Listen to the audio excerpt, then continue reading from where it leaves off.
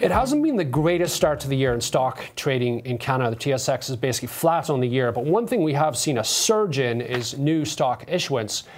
We've seen about $11.2 billion in new shares come to market this year. That's way up compared to last year when $6.5 billion had only been raised. And in the previous year, we're looking at $5.5 billion. Now, I am joined by my esteemed colleague, Jacqueline Nelson. We've both been looking at this surge in new share issuance. One of the reasons we've seen a lot of new shares come to market has been the energy sector. Yeah, we've seen a swath of new energy producers coming to market looking to shore up their balance sheets, raise some capital. Among the largest two bought deals over $1 billion, we saw Cenovus first and then Encana. Now, Cenovus, it was the first and it was pretty big. It took a little while to sell, but Encana sold really quickly. And then that was followed by $500 million from Baytex Energy, and that one seemed to sell out almost overnight.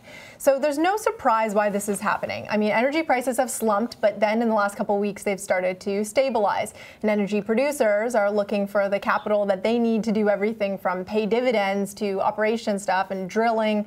You know, they really need that money. Now, it's not all energy producers, though, is it? No, it's not. It's a good point. The top two were the energy deals you mentioned, but we saw a lot of non-energy deals. The biggest one was a mining deal. Silver Wheaton came to market, raising $800 million. Now, Jacqueline, as you know, this one did not go smoothly at all. A few days into the share sale, brokers were still sitting on lots of unsold shares. Part of the reason the deal didn't go smoothly is the discount just wasn't enough. It just wasn't cheap enough for people to have a reason to buy it. We also saw Silver Wheaton shares fall below that price. So that one was very slow in getting out the door. The other big non-energy name, of course, was Bombardier, coming to market for the first time in a long time, raising $750 million in new stock. That company, of course, had a lot of volatility around the time with new management coming in. People were wondering how that share sale would do. We had our own Tim Collatz on the phone, though, the next day, and he basically confirming that this share sale had basically gone down without a hitch. Right, so with all these blockbuster new issuances, in some ways maybe the biggest winners are the investment banking teams. We're already seeing them pull in a lot of fees, nearly $305 million US in fees brought in so far. So who are the big winners so far this year? So no surprise, RBC Dominion Securities is on top. They bought in about $63 million in fees. RBC was in on the Cenovus deal. They were in on the Encana deal. Number two on the list is Scotia. Now, Scotia was in on the Silver Wheaton deal, which brought in about $50 million in fees.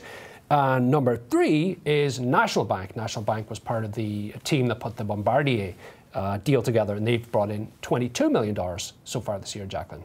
All right, so I got to ask about the independents, traditionally very strong in the resource sector. How are they looking?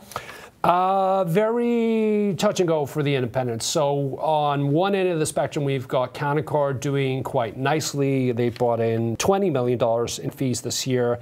GMP, historically one of Canaccord's biggest competitors, though, is struggling. They brought in only about $1.7 million in fees. And thirdly, we have Cormark, sort of in the middle, bringing in $7 million in fees so far this year, Jacqueline. All right, but we've got to remember it's still early days. We've got 3/4 of the year left to go, so let's see if the momentum can continue.